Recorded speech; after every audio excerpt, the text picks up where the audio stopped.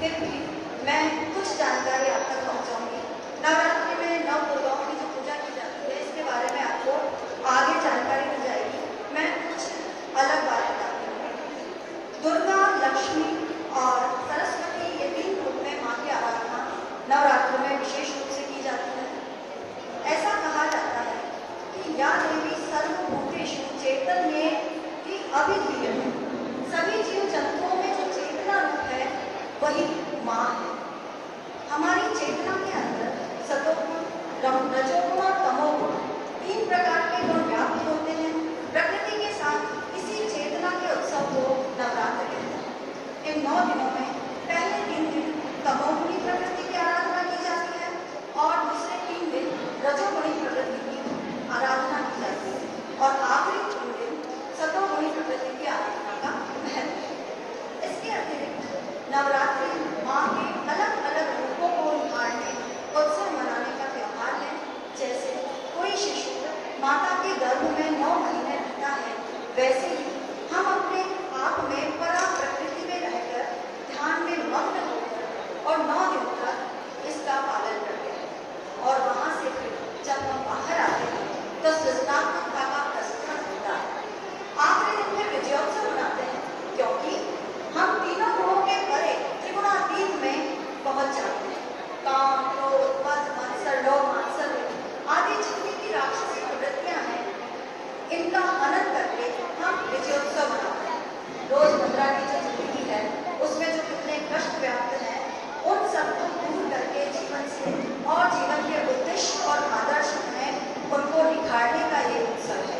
एक तरह से ऐसा समझ लीजिए कि ये एक प्रकार का बैटरी रिचार्ज है। हर एक व्यक्ति जीवन भर या साल भर में कर करके काम और थकते हैं और तनाव में आ जाते हैं और वो इससे मुक्त होने के लिए 9 दिनों में शरीर की शुद्धि, मन की शुद्धि और बुद्धि में शुद्धि लाते हैं। इसके अतिरिक्त कुछ और भी इसके महत्व हैं। अगर धार्मिक महत्व की बात करें नवरात्रि की, तो कहा जाता है नवरात्रि में व्रत करने से आत्मा की शुद्धि होती है, मन और शरीर स्वस्थ रहता है। नवरात्रि के 9 दिनों में आध्यात्मिक विचारों को ही व्यवहारिकता में लाने का प्रयास किया जाता है। इसका प्राकृतिक महत्व भी है। नवरात्रि के दौरान प्राकृतिक वातावरण में पूजा की जाती है। इस दौरान प्रकृति अपना स्वरूप बदलती है और वातावरण में एक अलग ही आनंद, एक अलग ही प्रकार की आभा दिखाई देती है। इसका सांस्कृतिक महत्व भी है। नवरात्रि के दौरान सांस्कृतिक कार्यक्रमों की धूम रहती है। नृत्य, संगीत और धार्मिक सभाओं का आयोजन किया जाता है और गरबा से तो आप सभी परिचित ही हैं। नवरात्रि में कृषि संस्कृति को भी सम्मान दिया गया है।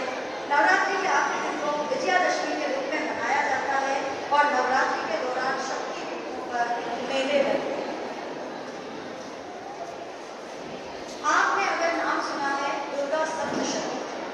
दुर्गा सप्तशती के अंदर अनेकों मंत्र हैं जिनका अगर हम उच्चारण करें, मनन करें तो हम अपनी सिद्धियों को प्राप्त कर सकते हैं। नवरात्रि में जो रात्रि शब्द है, ठीक है, ये रात का प्रतीक तो है ही, लेकिन ये रात के साथ साथ सिद्धि का भी प्रतीक अर्थात न केवल नवरात्रि में हम धार्मिक, प्राकृतिक, सांस्कृतिक को समझते हैं, अपितु हम चाहें तो इनके द्वारा अनेक प्रकार की सिद्धियों को प्राप्त भी कर सकते हैं। करके देखिए।